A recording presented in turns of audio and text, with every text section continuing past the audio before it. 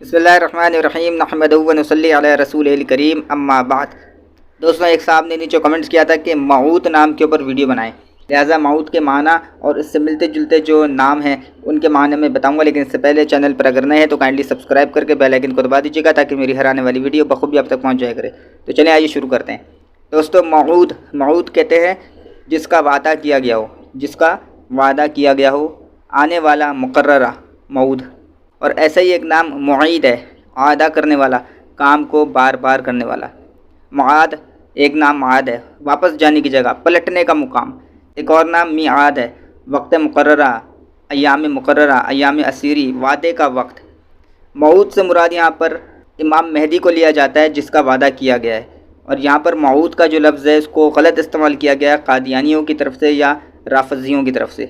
राफज़ी कहते हैं कि इमाम मेहदी जो हैं वो आ गए थे, 12वें इमाम हैं, अब वो दोबारा पलटेंगे यानी दोबारा आएंगे।